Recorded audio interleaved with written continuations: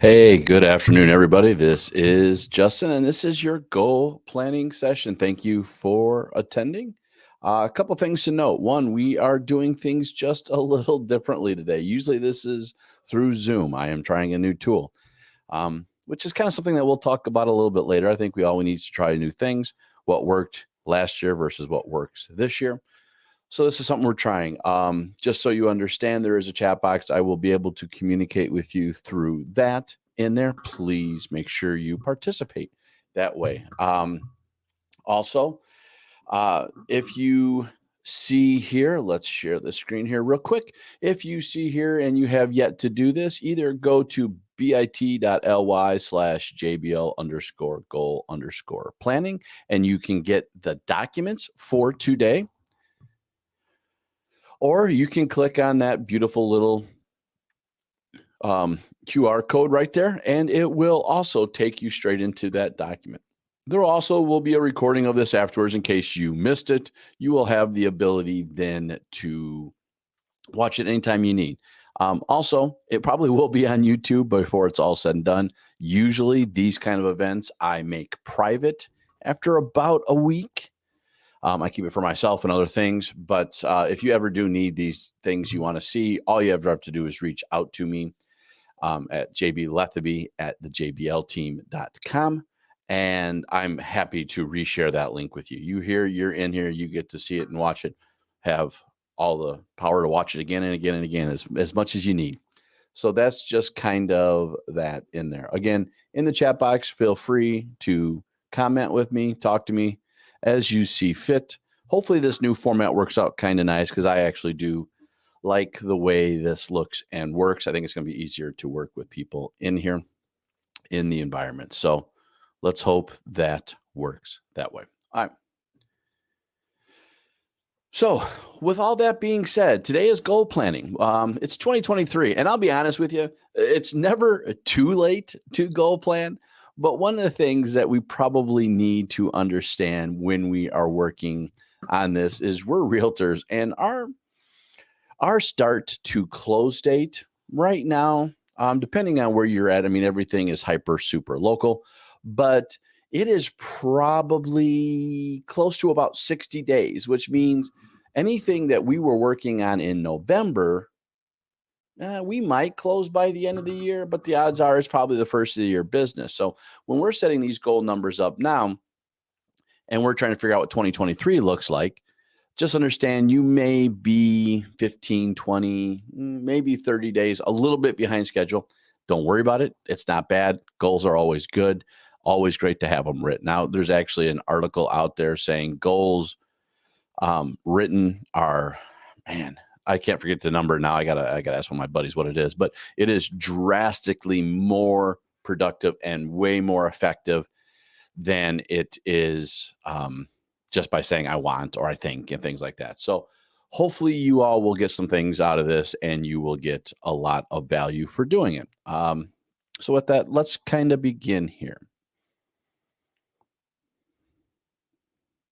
Bear with me one second. Apologize. I thought I had this up and running. It is not there. That's the one. Okay.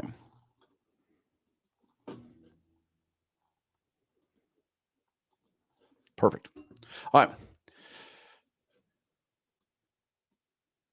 So again, this is your goal planning session for 2023. My name is Justin Letheby, as you guys, hopefully most of you know. In case you don't know, my name is Justin Letheby. I've been a realtor since 2006.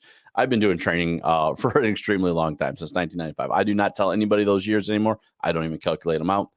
I did it one time and was painfully aware that I've been teaching for a long time. I've also a licensee instructor for several states. I am a local MLS instructor for our MLS locally. I have trained throughout my time for major 500 companies out there, major Fortune 500 companies, that is.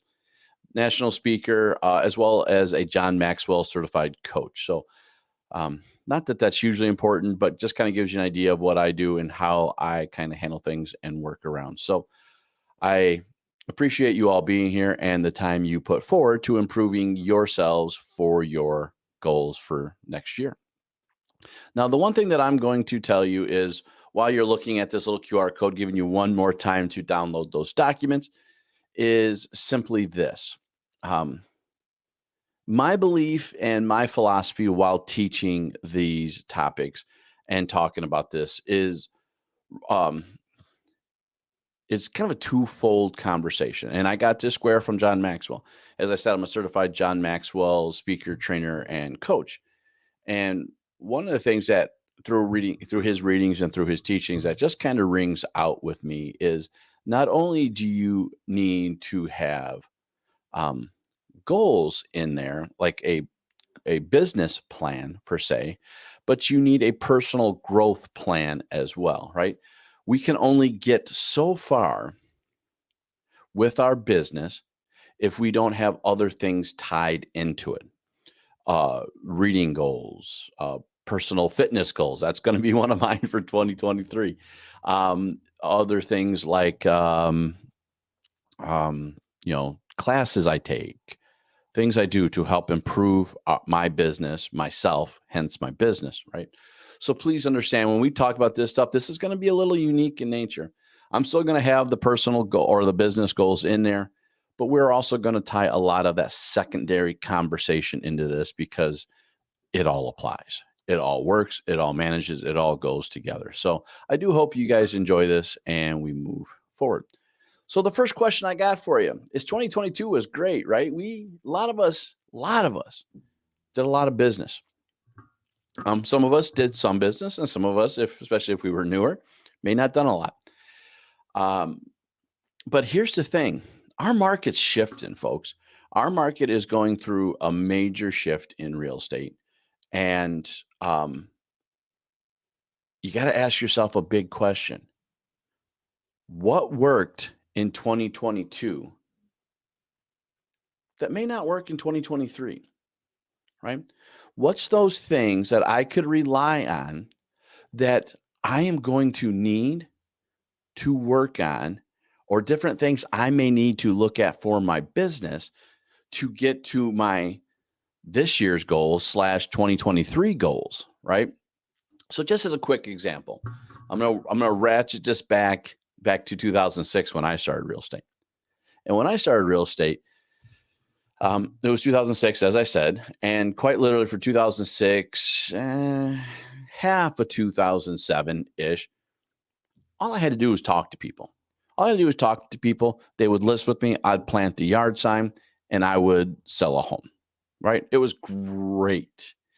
The one thing that always frustrated me inside of our market was when we did this, people always told me in the company I was with at that point in time that I should always get two buyers for every one listing. And I love that number. I'm going, hey, that's awesome. But my average market time was 5 days. I'm going, okay, that's great, but I have no idea how you get buyers off of 5 days of listing because once it's off, it's done, right? No open houses, no whatever. Now I could always do secondary marketing, things like that. And I totally get that. And once I grew into my business, I understood that a little bit better. But 2007-ish to 2008, the market quite literally flipped on its head. And what was working for me before was not working there, right? I had to figure out what that next step was going to look like, what that meant. For me, it means I had to get very good with short sales, foreclosures, and so on. Well, that took me through probably 2012 ish. This time, I was a little bit better about my business. In that particular side of the business, I was recognizing some of the changes, right? We were still having plenty of short sales, but it was slowing down. I mean, it wasn't quiet by any stretch of the imagination, but it was slowing down. So then I decided to shift my visit again back to networking and door knocking and things like that. So I'm going to ask you, I'm going to pause here just for a second, let you all think about this. What is working for you in 2022 that may not work in 2023? What are we doing today that we need to fix?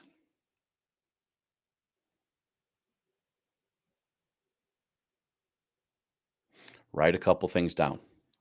Write those things that are going to help us Figure that out. Now, I'm going to just plant some seeds in there. I did pause and didn't give you any ideas right off the bat because, well, I want you to think for you, not take what my information is, because what matters for me may not matter for you. But I would say this, right? We're going to have less units than this year. We're probably going to be 2018, 2019-ish type inventory levels, which are still really good, but it's not going to be crazy out the door busy. So we're going to have to look at that. What does that mean? Does that mean more networking, more marketing, more stop buys? What does it mean? Does it mean doubling down, or does it mean changing the market? What will happen with construction? Will construction pick up? I know we have a lot of legislators and a lot of RPAC people that are working on trying to encourage incentivizing new construction people to get out and do more. Is there a business model there that might help us do some things? We're going to see, I think we're still going to see some early year interest rates up. People are predicting a little bit of a drop. I think really we're going to see a little bit of a jump and then we'll see a drop, because we're still going to see the Fed rates going up until early next winter, early 2021, January, February. So I think we'll see a little bit of a rise in that. What does that mean? How does that work? What do we do? So ask those questions.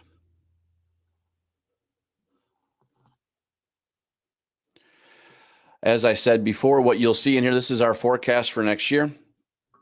Our forecast for next year will actually have 2023, the percents out there and that information, right?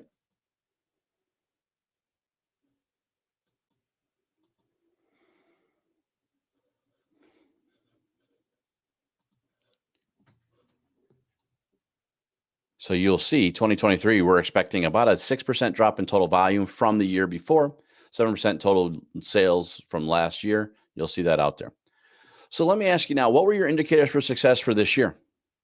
What did that look like? How does that work for you?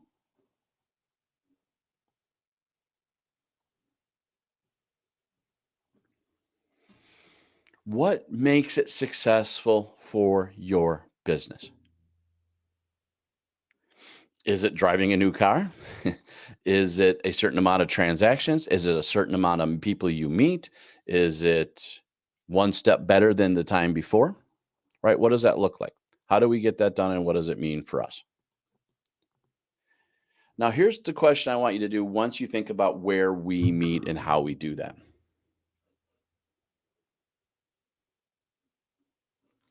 What I want us to think about in here is, where am I spending my time and money today? Hopefully you all are, and if you have not, go through and track your past historical businesses and see where that success has come from today, right? Hopefully every time you got a new lead, you marked it down where that lead came from, right? Was it an open house? Was it a door knock? Was it a referral? Was it your sphere, also known as your center of influence? Was it, internet marketing of some sort? What was that business? What did you have out there that will make you successful? And calculate that out, right? Again, if we go back to what worked last year versus what's going to work this year, some of that stuff will definitely duplicate, right? For instance, for me, I picked up about halfway through my business, internet marketing was a great way of doing this. And I continue to do it, and I continue to do it today. It works really well for me, right? But now I learned that I will calculate out and know where I'm getting my best traffic from and what's going on in our business. So where are you spending that time and money? Where are you spending that energy? So this is an example of what you will see in here that you want to look at and make sure you have an understanding of. You will see in here some things you want to mark: total days worked, total days prospecting, total contacts you have, total listing appointments you made, how many listings did you take, how many listings expired, how many listings canceled, right?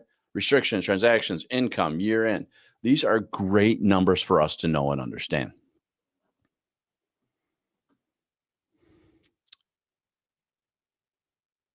Once you have identified what happened in the past, you want to make sure you can identify what results you want in 2023. What is that big number? Right?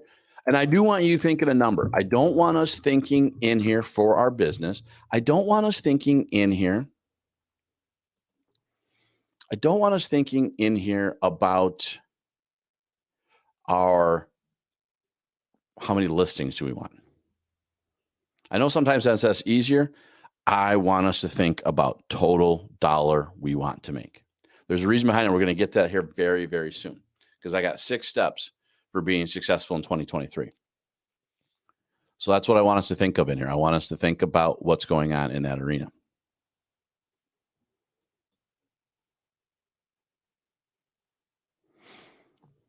So think about that number. Is it $100,000? Is it $10,000?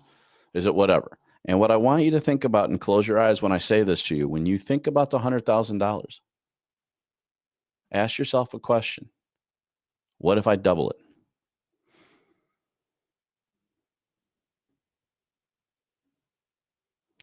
What if I make that change? What if I ask for more money? What if I dream for more money? What will that do to change you? What does that mean for your future?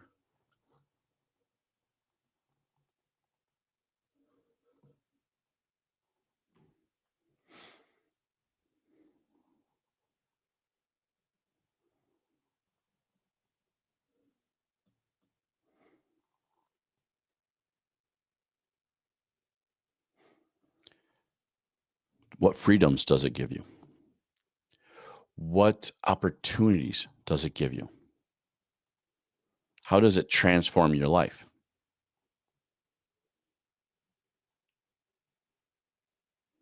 Now, what I'm going to tell you is I want that number that you think of and want and dream and believe in to scare you just a little bit. I want that number to mean something to you. Right? So when I am thinking about that number, folks, in there, and if you feel so brave, put in the chat box what you think that number is for you. I will not read it out loud. I will not call you out on it. That is not the purpose of this. But if you're so brave, what that number is, and it should just make those toes tingle just a little bit. Like I have a slight acrophobia, a little fear of heights. And it doesn't really bother me. Like I can go sit into high towers and it's not a huge deal. But the one thing that will happen is when I put it out there, my toes will tingle just a little bit. And that's what I'm looking for here for you guys. What's that excitement that's going to keep that driving forward, right? Because it is in real estate a hugely significant momentum that we have to move forward with, right? There is no way around that.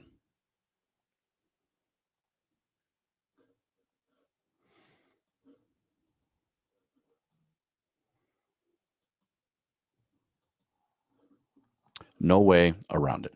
So think about that. Think about what those numbers are. What does that mean? And the reason I'm doing this and putting this in here for you is simply this reason.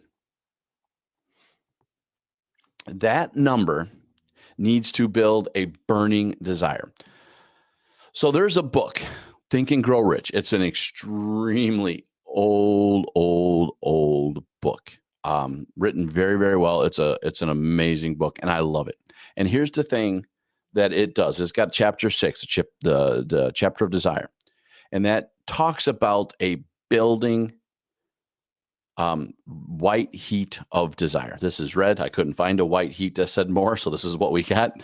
But it had the burning white heat of desire. That's what it's trying to build in you, and that's what this book is about. And there are 6 steps to getting that done. There are 6 steps to building that and keeping you moving forward to making you hit that goal. Now, the first thing, as I said earlier, you're going to state the very specific amount of money you want to make. So again, is it 50,000? Is it 100,000? Is it 200,000? Is it $500,000? Is it $1 million? What is that number? What do you see coming out for you? How much are you going to make in that business? What does that look like for you?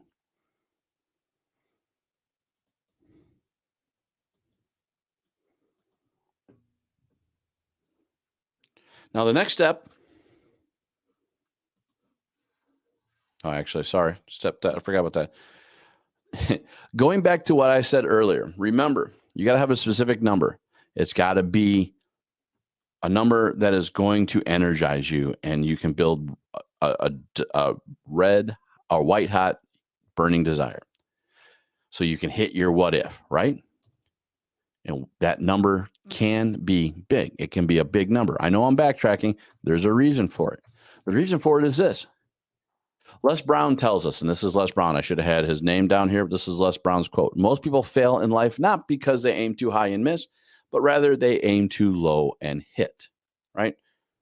This does not mean, folks, by any stretch of the imagination, that we should make something that's unattainable. There is a realistic reason why goals are called SMART goals these days. Specific, measurable, attainable, realistic, and timely. The challenge to the attainable and realistic part of this conversation is sometimes we put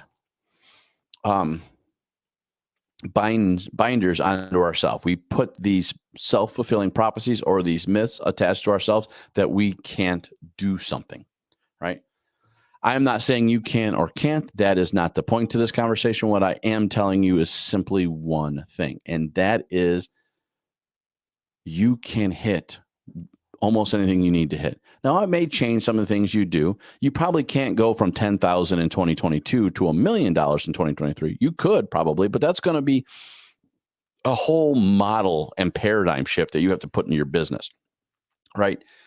But to go from 50,000 to 100,000 is probably realistic, right? You could probably do that and simply just change a few things. Add an assistant, double down on the marketing, right? There are probably things in there, not probably, there are things in there that you can change without having a whole paradigm shift in your business. So again, I'm going to ask you, what was your number for 2022? And can you double that number? I think you can. I believe you can. 100%. I believe you can.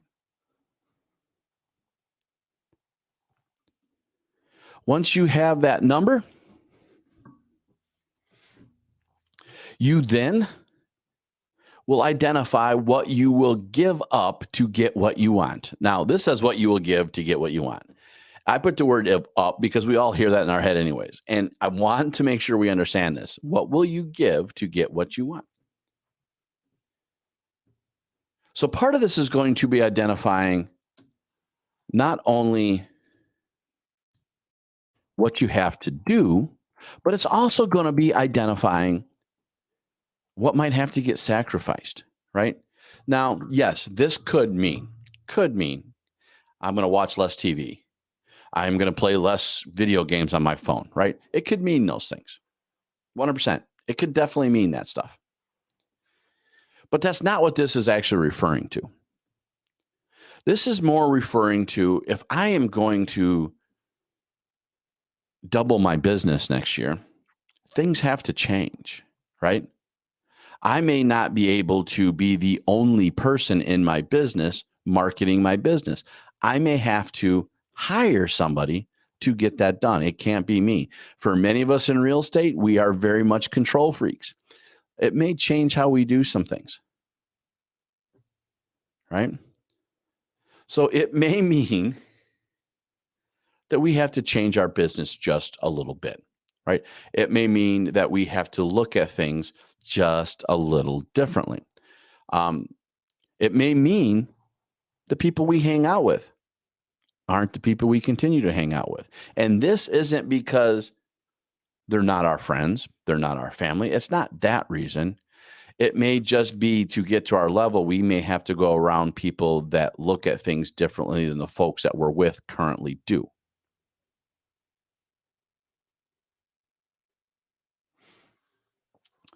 So again, don't be so hardcore about this. It's like, okay, I've got to give up eating out every day, although probably not a bad idea for most of us. It doesn't mean that. It just look at that business and critically ask yourself, what does it look like? What am I going to have to do to get things done? And what does that mean? Things that I'm not going to do to get this done, right? And don't be so negative about the conversation to yourself. Be more positive, more growth minded in this conversation. Next to that, you're going to identify a date that you're going to accomplish this in.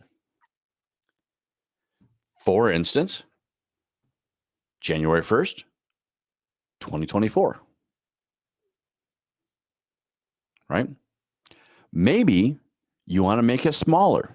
And we're going to talk about it at the very end because there's a book I am now deeply, deeply in love with. This is a workbook version of it, but it's a 12-week year. And what it does is it takes your big goals and it comes out and says, okay, now you got your big goal. Now let's break it down quarterly and let's make all those actionable items quarterly so we get it done. So let's do that, right? Next is create a definite plan. This, folks, is where it gets fun. This is where when we're doing this, we get to have some fun. What steps are we taking? Who are we reaching out to? What are we doing every day? When is our vacation time? Yes, folks, we got to put vacation in there. You cannot be a 365 agent. I can't be a 365 trainer. Trust me, it burns us out. Got to figure out what that looks like. How does that business work? What is your time off? How does it manage? How does it go? Right? These are the things that we have to do. We have to build those plans.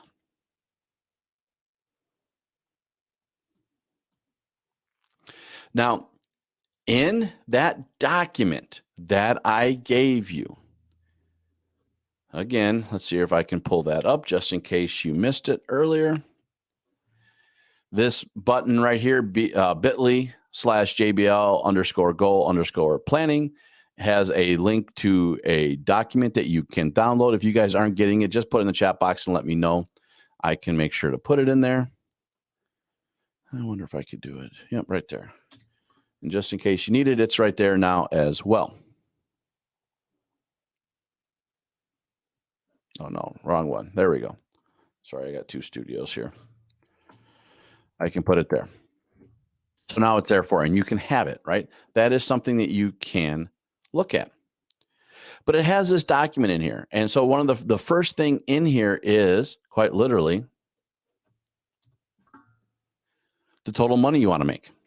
Now, what I have done is split this off because we don't just do buyers and sellers. We don't have that out here. And on the left-hand side is the buyer percent. On the right-hand side is the seller percent. So you can break down your business. If you have never done this stuff before, folks, I'm going to recommend you do 50-50, right? Some of us are buyers people, and we're going to focus more on the buy side. Some of us are list to lead type of people, which is also great, which means you're going to be a little bit bigger on the seller side. We're all going to have a certain amount of business both ways. Once you have that, you have your gross income. So you're going to say, basically, that says 2 times 3. That's actually should be 1 times 3 or 1 times 2 rather. That's off. I got to fix that. That should be 1 times 2, which will give you gross income per category. Then you got your average price. These are things you should listen to and walk into your systems, right? You should know how many listings you have in your business. You should know what you have. What is that average list price, sell price that you have, right? Is it 100,000? Is it 200,000? Is it what our MLS has? This was actually in July. I haven't seen what our MLS is today, but early mid-year, our MLS average was about $300,000, right? Is it that number? What is it that we have in there? What does that look like? Once you have that, the same thing is with your average commission. This is percent of commission you get from this, right? Now remember, license law agency tells us at all times, there are no such thing as standards. I am talking your average, or more specifically, if you don't have one yet, your office average, There is no such thing as a standard or like that in our MLS, but you do have numbers that you can calculate on your own to know what you are traditionally getting on the business that you have dealt with.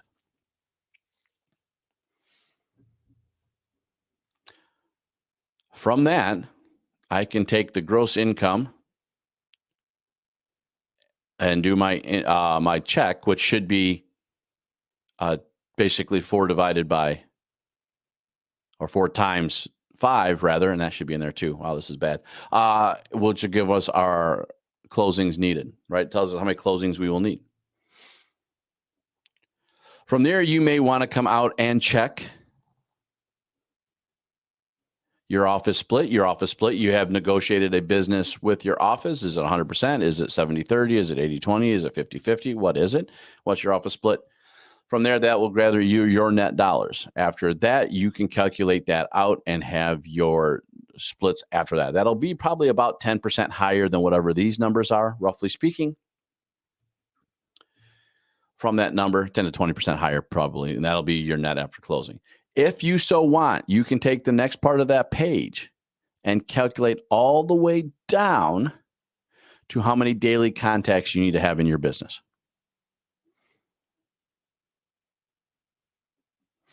This is daily, right? So this doesn't mean 365. This means more something along the lines of whatever days worked you have in there. This would be something, like, what is it? We got 365 days in a year. It'd be probably something like if you took 2 to 3 weeks off, that would be 21 days. So you'd be talking somewhere between 320 and 340, probably be that number that you put in there. So this is one way of doing it. For those of you that don't like math, I actually built a spreadsheet. And again, folks, if you come in here and click on the link that I sent in the chat, or in here, you can URL or QR code this, and you will then have access to the document. There's a spreadsheet there as well. And that spreadsheet, all you got to do is fill out the green. And once you have the green, it calculates all the numbers for you, and you will know what your daily contacts are or what your closings you need per month to get this done. All right. So once you have all that down, once you have mastered that and made this work for you,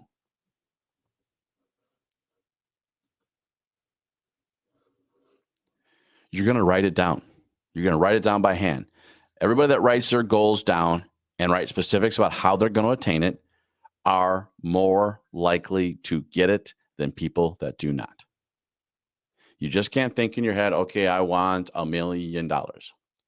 You have to write it down. You have to write what you're going to do for it. You're going to have to write it down and repeat it, which is the 6th step. The 6th step is simply this: read it twice daily out loud. If you want to be, I wish I had the video. I got to find it. I wanted to put it up here today. I could not find it. You want to be that girl in the mirror. She looks like she's 4 or 5 years old, reading to her, talking to herself, motivating herself. It's funny and it's cute, but it's also, I think, quite motivating. You want to read it twice a day. Now, here's my step. I think there's a 7th step to this. And that 7th step is simply this: you're going to say it like you've already done it. You're going to say this goal like it was successful. Close your eyes if you have to.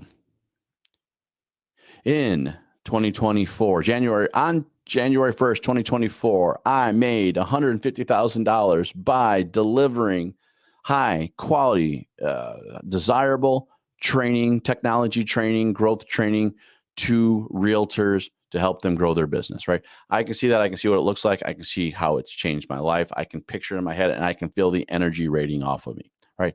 You can do that. The more specific you are, the better off you're going to be. Now, you're going to notice something on how I said this. And here's, I think, is a very interesting trick I learned a couple years ago. Notice this one. I will make 120,000 by December 31st. And I put this down. Now, I'm going to tell you the one thing I learned on here. I took it overboard the first, well, this isn't the first time I did it, but early on when I did this, I went overboard. I wrote specifics. Now, this is great. And I think the more specific it is, but that's a lot, right? That's a lot. Not that it's bad, but that's a lot. But I don't want to point this. I'm going to talk about this here in a second. What I really want to point out is this. On December 31st, notice the difference. I will make, and then I said on December 31st, I have made. You want to say this in present tense like you've already succeeded in doing this. Because here's the thing. Your subconscious does not know two things. It doesn't know negative, and it doesn't know from reality, really. I guess is the best way of saying it. It doesn't know that when you said you haven't done it, that you can't do it. So it's going to then help you enact and do these things and make a success for you, right? It's going to implement stuff out there. Your subconscious, your back of your head, the back of your head back here works overtime all the time. I think that's why I have headaches all the time. Mine's overtime, working all the time out there. But that's what's going on, right? So you have that in there.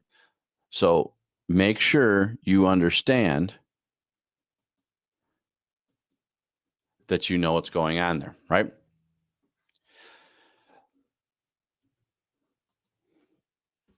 Now, once you have that identified, and again, I probably wouldn't put this many, but 3 or 4 things that you're going to do every day to accomplish this is something that you're going to want to do.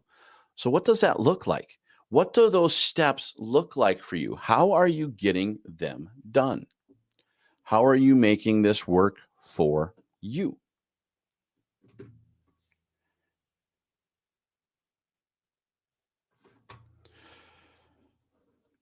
What does that look like in your business?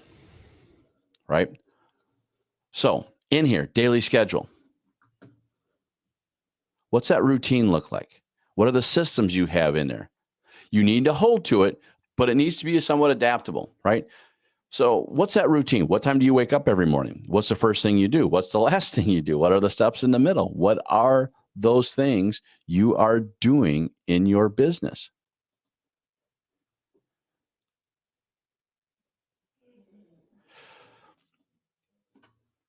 Now, the thing I think is interesting in here is I would encourage you and recommend highly in your business.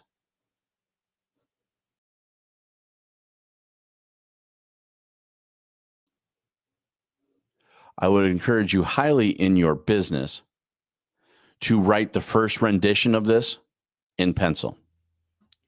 And here's the reason why. The reason why, whatever this daily schedule looks like, I'm going to encourage you to be how do I say this? Forgiving of yourself and make sure that things that'll work for you. As an example, there's a person I was teaching the other day who did this and wrote the calendar out, and it was great. Had every minute of every day slotted out, which fine, no problem. Some of us live that way. Not a problem with that. But realized when they looked at it that it was way too much and it was stressing them out because there was absolutely it looked like there was no breathable moment in that calendar. I said, okay, let's change it. And he just kind of looked at me. They just kind of looked at me and said, I can do that? Absolutely. It's your calendar, right? You don't want to change it every 5 seconds, but realize that if something's not work for you, make that change. Make it work for you, right?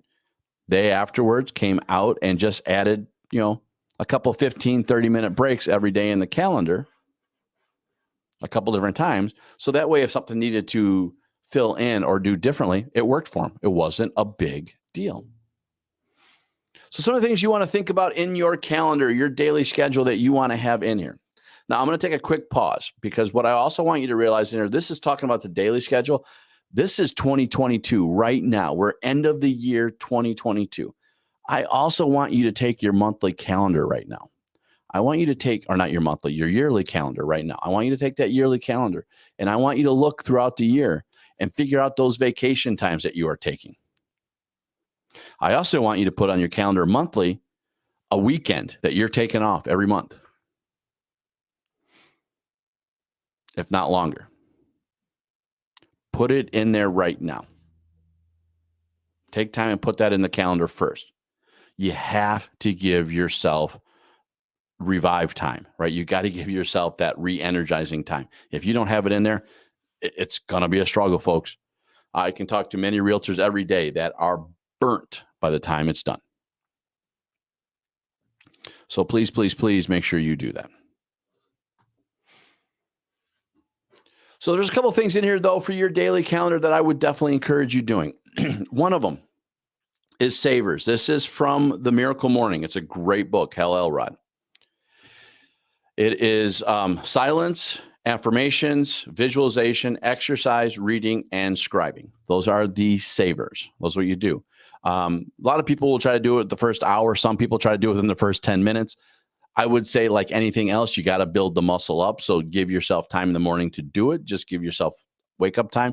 Usually for me right now, and I'll do candor, while I do love this, it's 20 to 30 minutes for me in the morning, because that's all I can't grow past that. Yes, all I can focus myself on at this particular moment. I'm always trying to give myself new goals to get that done. Now, the exercise is a little different for me. I do, in all candor, I do that at lunchtime. I do not typically do that in the morning. Now, all these are optional. Hot sheets, if you're not familiar with hot sheets, if you're in an area that MLS that does not have a hot sheet, this is for us. This is a local term, but this is you're doing your market research. Come into your MLS and pull and see what's changed and updated since you came back in it. Research your market, right? What does that look like? What's happening? What's new? What's changed? For me, the market research is a 30-day project, not a daily. That's what the hot sheets are for. But maybe you do have every Sunday you pull up and see the stats that are going on in your area. Not a bad idea. Are you looking at homes? What are you doing? What are those preview open houses that you are going to? How does that go? Are you in your business? How much administration time are you giving yourself daily/weekly? When are you allowing appointments? When are you allowing yourself to prospect? When are you allowing yourself family time or extra training for your business? What about your weekly meetings? And also, when are you having time to review and reflect for your business? What does that look like? For me, Sundays are my review and reflect. Every Sunday, I will come back and I'll kind of look at my week past and see what I need to change and modify and do. Also, by the way, the week between Christmas and New Year's this year, I will be spending time just sitting in front of the computer and not in front of the computer too, to figure out what 2023 looks like for me, right? So what does that look like on your calendar?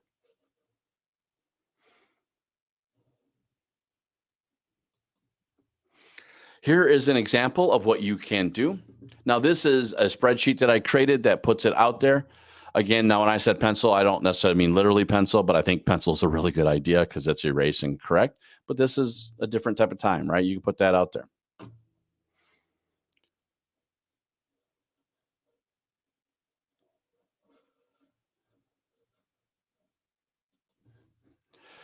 Another example in here is I also have another spreadsheet. If you guys are actually ever looking for these, just feel free to reach out to me. I'm happy to help you with these. These are ones that I have.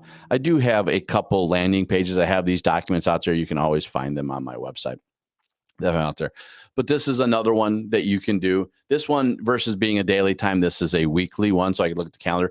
These are the ones I like a little bit better. It works for me, I think, a lot easier, because I just get to see what the schedule looks like on a weekly/daily basis. It works for me pretty well. Now, this isn't mine exactly, but this is pretty close to what mine looks like. Savers, as I mentioned earlier. And then the other thing I want you to think about, and I want you to identify, is I want you to know which buckets you're trying to put your business in. I think there should be 3 buckets. Everything I've ever done and I've ever watched, people that are successful in real estate typically have 3 buckets. Your SOI or your COI is one of them, right? That's your sphere of influence, center of influence, that people that know, like, and trust you that are out there. The other one is the niche or niche, depending on how you like to use that term, that come out there. These are the people that you're trying to focus on. First-time home buyers, luxury market, condos, rentals, maybe a subdivision, maybe just a very specific town or an area of a town, right? These are the things that we're trying to work on. please keep in mind at all times, fair housing and all those kind of conversations we got to be very compliant on and cognizant of, especially when we're working on niches. And then the next conversation, right? Again, and let's go back and backtrack history a little bit. I started real estate in 2006. If I was actually paying attention to market at all, I know everybody thought that this just came out of the blue, but there was indicators all up and down the screen that told us that we were going to hit that. If I was paying attention, I would pay attention ahead of time, and I would have been learning about short sales and foreclosures before it hit. So I was one in the game. This time, I think it's going to be, I think personally, this year, you're going to look at more about different financing options, right? Helping people find ways that they can get the home that they're not aware of, right? I mean, mortgage rates are high at this particular point, not high, but higher than what we're used to. And I think finding that stuff out is going to be interesting. Also, I do think that we got to be very cognizant of things that are changing for us and how our conversations we have to be with both sides of the party on the clients or the buyer and seller sides are going to change. And that's going to change some of that conversation as well. So being ready for that stuff is always going to help us. So whatever next is for you, something you want to look at. Your niche or niche, as I was hinting at, I'm going to tell you right now, folks, find something that energizes you. Find something that motivates you. Find something that you care and want to deal with. For instance, I'm a big old nerd, folks. I'm the tech guy. I'm the one that has fun with this stuff. I'm the one that comes out and works in this the whole time. So for me, internet lead generation is a niche that I love working on. Very specific markets, very specific things, because it works for me and it keeps me going. It's a fun challenge. I love the challenge. Something that I do. So it's something I want to do. I'm going to tell you, it's got to be energizing because real estate is not easy. It's not challenging, but it's not easy, right? You have to find something that's going to challenge you. So that's what I got for today's class, folks. If you do want a little extra help and a little extra planning on this, I do have coaching sessions you can sign up for, and I will gladly get you into them. Just put it on the calendar. Click on it. This takes you to my Calendly link, and I am happy to get you in there. I appreciate everyone being here today. You guys are always amazing, and hopefully you got something for this and something out of it. We will be doing another one. If you have people that you want to make sure get on this, please let them know. December 28th at 1 p.m., we'll be doing another round of this. It'll be the same thing. So if you want to take it again to refresh or get others out of it, please let me know. I'm absolutely happy to do what I can for you. Other than that, you guys all have a great holiday season. Merry Christmas. Happy New Year's. I will see you in 2023, folks. You all have a great day.